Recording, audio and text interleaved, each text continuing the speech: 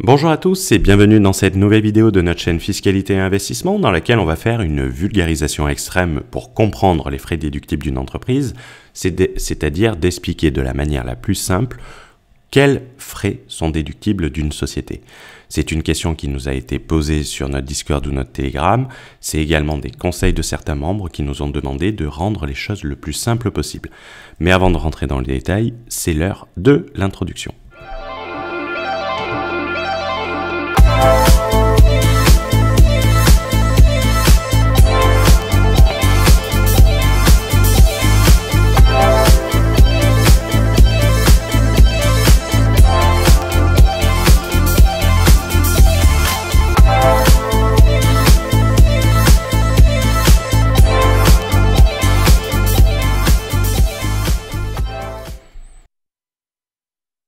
Donc, les frais déductibles.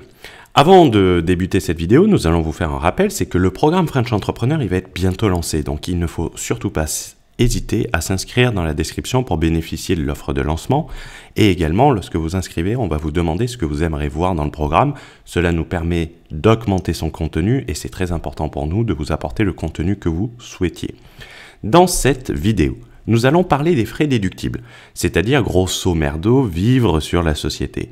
Cette notion étant souvent pas très bien comprise, ou pas du tout, pour être clair, et quelquefois vous allez avoir des comptables peureux qui vont ne pas passer une charge pouvant être déductible, ou acceptant une charge non fiscalement déductible, d'où l'importance de bien comprendre comment les choses fonctionnent pour déjà bien choisir son comptable, car si vous ne savez pas comment les choses fonctionnent et que vous n'êtes pas formé sur ces points, vous n'allez pas pouvoir faire la différence entre un bon et un mauvais comptable, et tous ces détails seront incorporés dans le French Entrepreneur.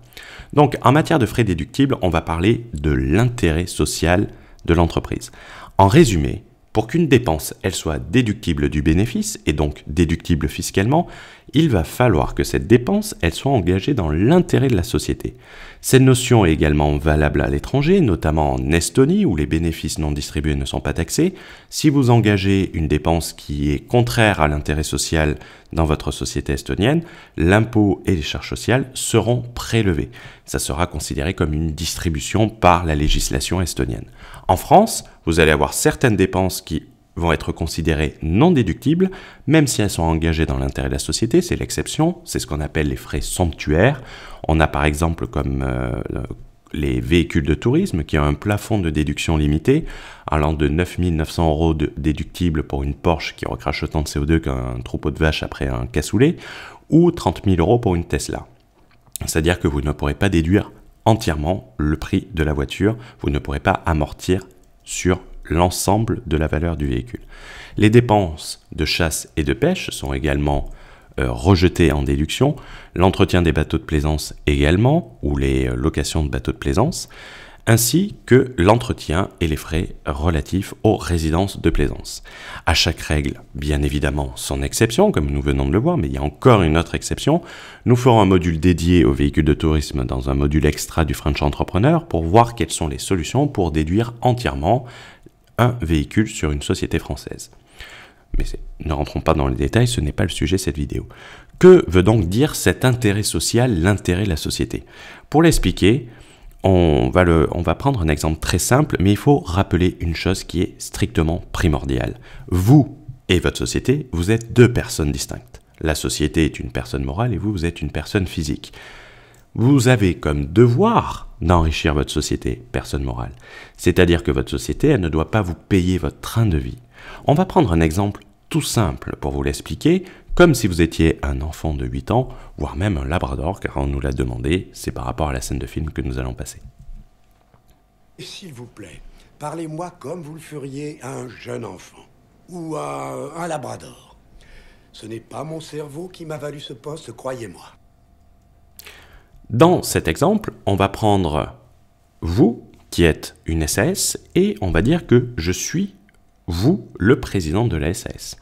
Donc, vous me donnez votre carte bleue, et moi, avec votre carte bleue, je dois avoir pour but de vous enrichir et de dépenser avec cette carte bleue dans votre intérêt. C'est-à-dire que si par exemple, je pars faire un séminaire à Dubaï et que je dépense 50 000 €, mais que cette dépense de 50 000 € vous ramène 200 000 € de chiffre d'affaires et de bénéfices, Vous allez dire c'est cher, mais c'est bien parce que ça me rapporte de l'argent. Par contre, si je prends cette carte ce soir et que je vais en boîte de nuit pour inviter une date Tinder, que j'offre des bouteilles de Dom Pérignon à tout le monde pour briller dans la boîte de nuit et pour essayer de conclure, et que je paye tout avec votre carte bleue, au moment où je vais vous ramener le ticket, vous allez me dire « mais c'est quoi ça? C'est quoi? Ça me rapporte quoi ?» Ça me rapporte rien, donc ce que tu vas faire, tu vas me rembourser et tu n'avais pas à utiliser ma carte bleue pour ça. C'est de cette manière qu'il va falloir raisonner lorsque vous utilisez la carte bleue de votre société. Est-ce que cette dépense va entraîner une sorte de contrepartie, va entraîner un enrichissement de votre société? Si vous invitez votre père à dîner qui est à la retraite au restaurant, ça ne va rien rapporter pour la société. Ce n'est pas dans l'intérêt social de l'entreprise de payer un repas à votre père. Par contre, si vous invitez un fournisseur, que vous invitez un client, pour fidéliser la relation, oui, c'est dans l'intérêt de la société. Donc, toujours se rappeler de ça dans votre tête lorsque vous utilisez une carte bleue société et que vous souhaitez passer une charge déductible. Comment on peut optimiser de manière optimale? C'est peut-être ce que vous souhaitez savoir. Il n'y a pas de réponse unique, il va exister de nombreuses façons. Et le fait de se former préalablement est primordial. C'est notamment la chose que nous voyons très souvent avec les dropshippers. Un dropshipper, vous ne pouvez pas passer énormément de dépenses sur votre société car vous n'avez pas prévu cela en amont, même si votre société gagne beaucoup d'argent. C'est pour ça que se former avant de lancer son business est capital. Parce que si vous vous formez, si vous avez deux dropshippers qui gagnent la même chose et un s'est formé préalablement, il va pouvoir passer beaucoup plus de dépenses parce qu'il aura prévu la chose au début. On ne dit pas que ce n'est pas possible de le prévoir à la suite, mais c'est deux situations similaires. Un pourra passer beaucoup plus de dépenses que l'autre, tout simplement parce qu'il y a des détails, des choses, ces petits détails qui font les grosses différences. Souvenez-vous toujours de ça. Il y aura des cas pratiques dans le French Entrepreneur et une très très grosse partie dédiée aux frais déductibles. Pourquoi une grosse partie? Tout simplement parce que les frais déductibles sont une opération d'optimisation réalisable facilement. C'est la première technique que vous pouvez utiliser, donc c'est indispensable que vous maîtrisiez cette notion. Quelquefois, on verra également que la création d'une structure dédiée à côté de votre société peut être une solution super intéressante et surtout redoutable d'efficacité. Et cela sera un module extra dans le French Entrepreneur pour ceux qui veulent aller plus loin dans cette voie et pour ceux qui gagnent déjà de l'argent. On va pas donner, ça ne sera pas une solution qui sera valable aux personnes qui débutent. Donc ne vous inquiétez pas pour ça, ça sera une partie dédiée. Concernant les moyens de refus d'une déduction d'une charge maintenant, c'est-à-dire qu'est-ce qui se passe et quels sont les moyens d'une administration fiscale pour refuser la déduction d'une charge. On va parler d'un point de vue franco-français. Il faut savoir qu'il existe plusieurs moyens de refuser une déduction pour l'administration fiscale, principalement deux. Un fait un peu mal, le second fait excessivement mal. Le premier, c'est ce qu'on appelle l'acte anormal de gestion. C'est-à-dire que si par exemple vous avez un bénéfice avant impôt de 100 000 euros et que vous avez passé une dépense de 10 000 euros que vous avez déduite de votre résultat, et qu'on dit que cette dépense n'est pas engagée dans l'intérêt de la société, on va procéder à une réintégration. C'est-à-dire qu'on va dire votre bénéfice il est de 100 000, vous avez déduit 10 000, donc votre bénéfice il est à 110 000. Il faut savoir également que bien évidemment, si c'était une simple correction, ça serait trop simple, donc ça s'accompagne d'un petit bonus qui sont des pénalités généralement de 40%. Donc on va vous réintégrer grosso modo 14 000 euros au lieu de 10 000 euros.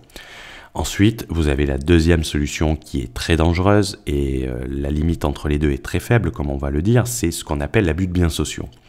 Là, l'abus de biens sociaux rentre dans le pénal, c'est-à-dire peine de prison, interdiction de gérer. Si vous avez une interdiction de gérer votre société, ça peut être catastrophique. Donc, il faut faire très attention. La limite entre les deux notions, elle est très très proche.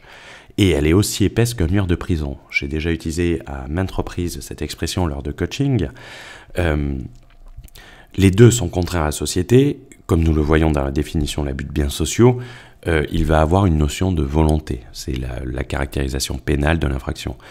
encourant une sanction pénale, le gérant de la société à responsabilité limitée, les administrateurs, le président directeur général, le directeur général adjoint, le président de la société par action simplifiée, l'administrateur général ou l'administrateur général adjoint qui, de mauvaise foi, font des biens ou du crédit de la société un usage qu'ils savent contraire à l'intérêt de celle-ci, à des fins personnelles, matérielles ou morales, ou pour favoriser une autre personne morale dans laquelle ils sont intéressés directement ou indirectement. Il n'est de bonne compagnie que celle qui se quitte, donc il est temps pour nous de conclure. Si pour vous partir à l'étranger signifie partir à vacances, ne vous inquiétez pas, le French Entrepreneur il arrive très bientôt. On a pris un peu de retard tout simplement parce qu'on rajoute énormément de contenu pour vous, donc il ne faut pas s'inquiéter, il va bientôt sortir et il continuera d'évoluer. Ce sera un programme dédié aux entrepreneurs français voulant transformer une simple idée en empire entrepreneurial. Inscrivez-vous en avant-première dans la description. On vous souhaite une bonne journée, une bonne soirée. Sur Internet, on ne sait jamais quand vous verrez cette vidéo. Cette France, qui, croyez-moi, n'a pas fini d'étonner le monde. Vive la République et vive la France.